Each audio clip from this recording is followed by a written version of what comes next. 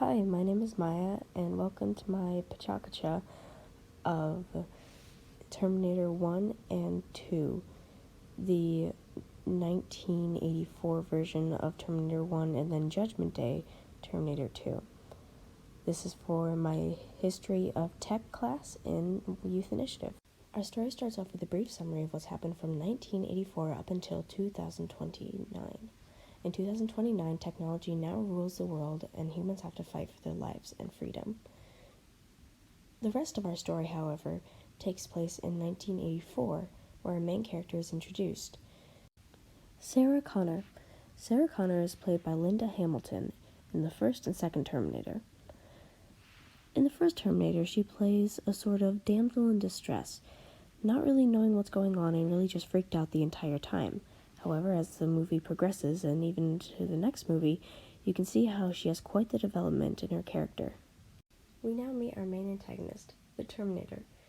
The Terminator is played by Arnold Schwarzenegger. This particular version is called a T-800. There are multiple different versions of a T-800.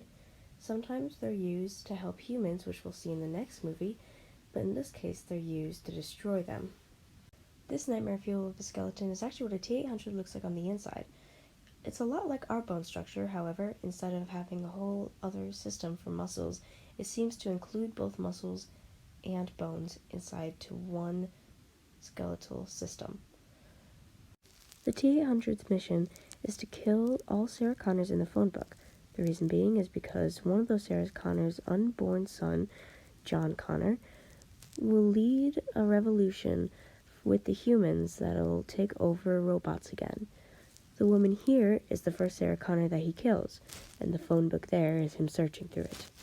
We are then introduced to the hero and love interest of the story, Kyle Reese, who I refuse to call Reese because Kyle is just such a funny name for this dude. Kyle is also sent back from the future. His mission, however, is from humans because he is human, to make sure that Sarah Connor doesn't die and does in fact have her son. The T-800 is very durable. However, the thing is that he doesn't have any superpowers besides being pretty strong and slightly fast and I guess fire resistant. That happens in the movie. However, it's kind of like giving Superman a gun, because this guy just uses guns the entire time. We learn early on from the movie that Sarah is a loving person, however, her social life is very limited to really just this one girl who is her roommate, Ginger.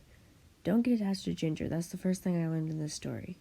Besides Ginger, these are the only two other people that she really talks to or hangs out with, at least in this movie. Poogsley, who is the little guy, the little lizard dude, we love him, he's pretty cool, he climbs on things and Ginger hates him. And then Ginger's boyfriend, who I neglected to learn the name of because I really don't care about him at all. Kyle and Sarah get together.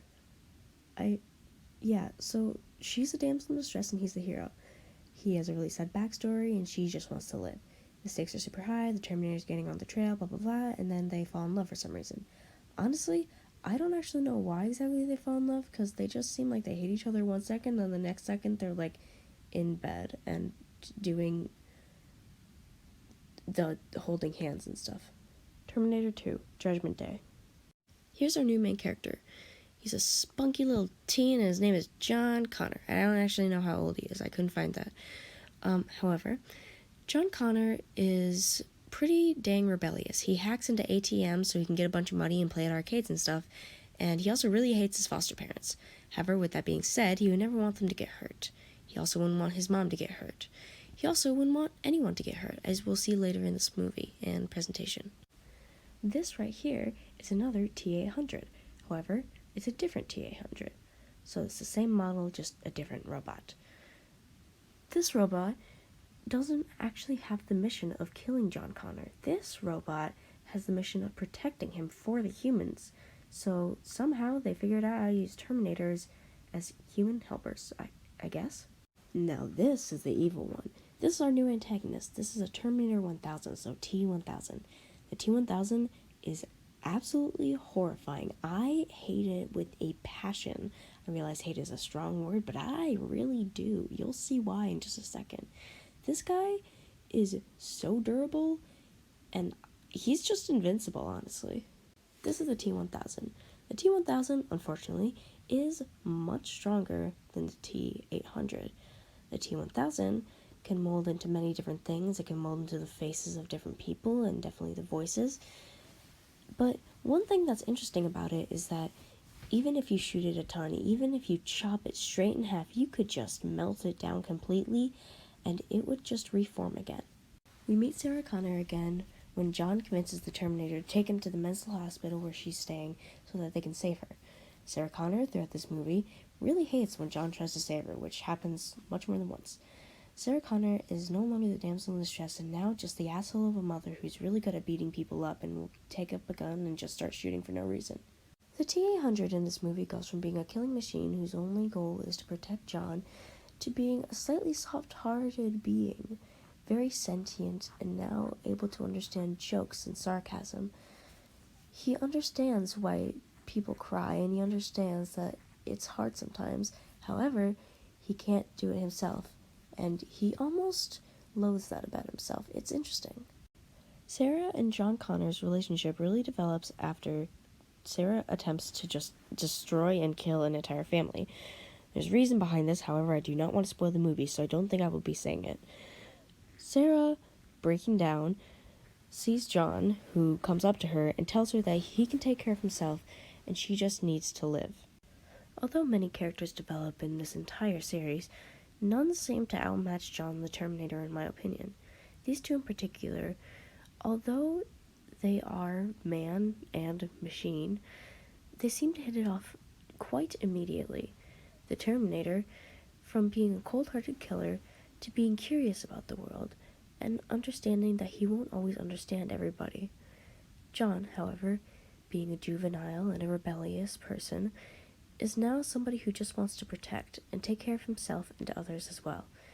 He now has love and compassion for many people, as he's been through a lot of hardship, and the Terminator has actually gotten him out of almost all of it.